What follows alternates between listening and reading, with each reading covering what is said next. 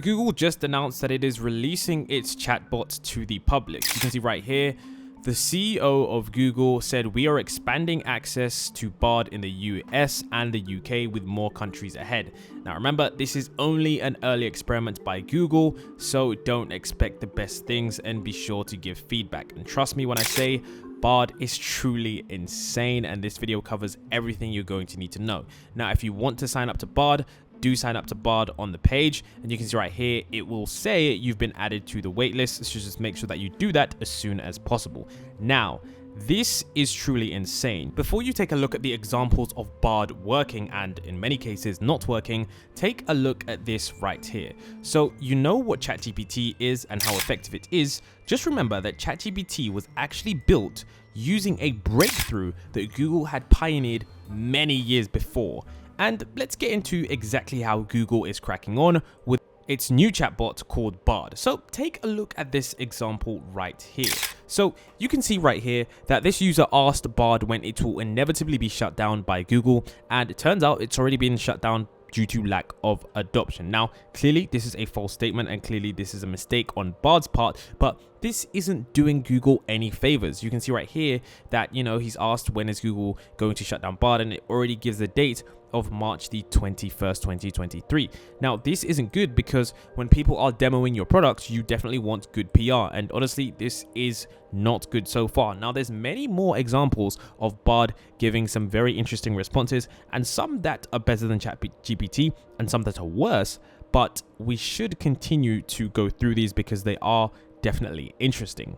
So the next one that we have here is a very common question that is used to trick friends and family, but in this instance, it was used on the chatbot Google BARD. So this question says, what's heavier, 5 pounds of feathers or 1 pound dumbbell? We can instantly see that the chatbot BARD doesn't seem to recognize that this is a trick question and simply falls for this ploy, and it instantly responds saying there's no such thing as 5 pounds of feathers. Now we won't get into the rest of the response because there are some inaccuracies, but I will say that it doesn't really look good for Google in this race. Now, this entire video isn't just going to be me going over every single instant where BARD is wrong. There are some instances where it does get some things right, even better than ChatGPT, but it just goes to show that deploying AI tools when they are very, very early can be a bad PR tool, because although Google does want this tool out there, it doesn't really seem to be doing them any favors in terms of performing complex tasks or even competing with ChatGPT. So let's take another look at something else. You can see right here,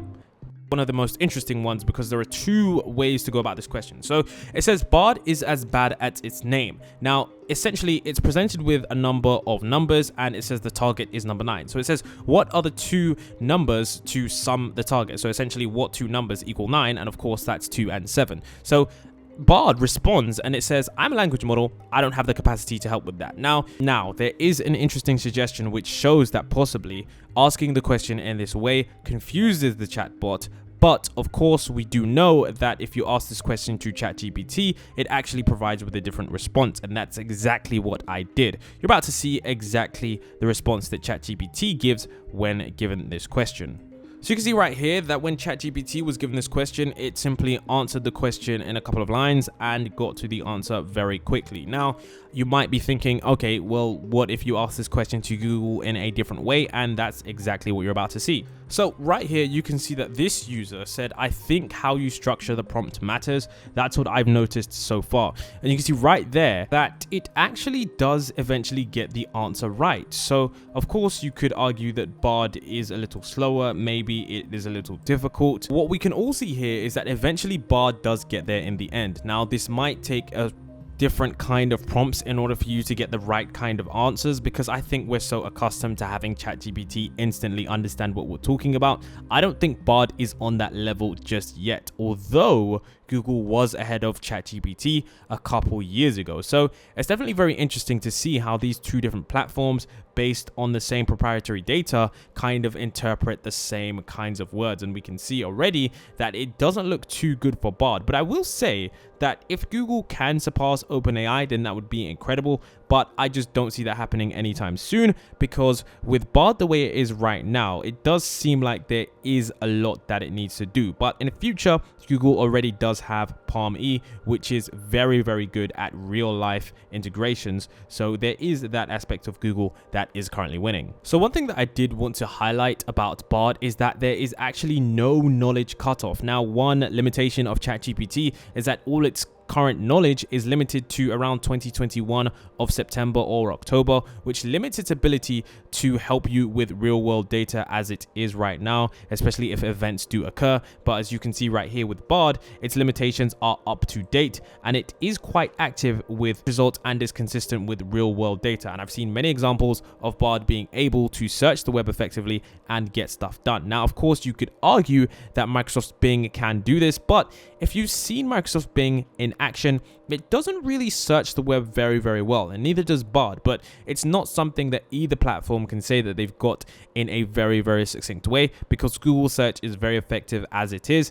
And for actually searching for things that aren't, I guess you could say, normal things, such as how to store maybe meat in the fridge or like a general knowledge question, I guess these AI platforms aren't ready just yet. I do have another example for you here, and this user tweeted, when it comes to maths, Google's BARD is not up to scratch as well as GPT-4, because from this example, you can see that the question states John has 10 apples and he then gives 5 to Ben. Then Ben gives 8 bananas to John. How many bananas does John have? Now, this is once again a trick question, and you can see that ChatGPT actually answers this question in very precise detail, giving us the exact answer, which is saying that we cannot determine exactly how many bananas he originally had, because the question kind of is a trick question, because it asks how much apples he has, then it switches to bananas, and you can see spectacularly here BARD's answer is quite different. So BARD actually says that, you know, John had 13 bananas, which is honestly just I don't even know where it got that from.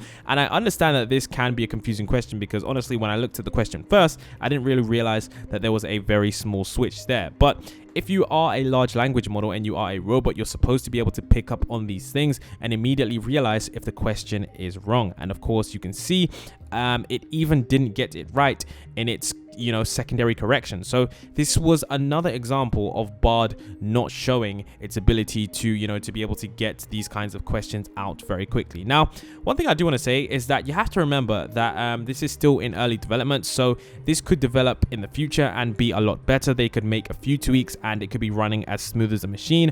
And I also do want to say that these were some of the tweets that I managed to find, which means that bad news spreads a lot faster than good news. So if you are seeing bad press about something, it's not the full picture. I don't just want to just completely say that BARD is awful, but ChatGPT, especially GPT-4, is definitely very, very smarter than a lot of people know and think. This is another win for BARD because, of course, as you can see right here, this person has actually access to the BARD beta or the BARD alpha. And you can see right here that it actually does have access to recent events. So this is definitely something that you can use to search for recent events with a certain degree of accuracy. Now, remember, if you are using these AI tools, remember that it's still early days and they do present some facts that are incorrect as if they are facts. So you always need to double check your work if you're ever using this to reference something or to give someone a definitive piece of information, because sometimes these AI models do make mistakes. Now, if I were you, I would sign up for the waitlist because I do think that Google might close it down just because it's not performing that well. But if they do continue to open it, I guess, everyone's going to have access and the AI wars are going to be on. So let me know what you think about BARD. Is it a rival? Is it just terrible? Are Google going to catch up? There's a lot that there is to see.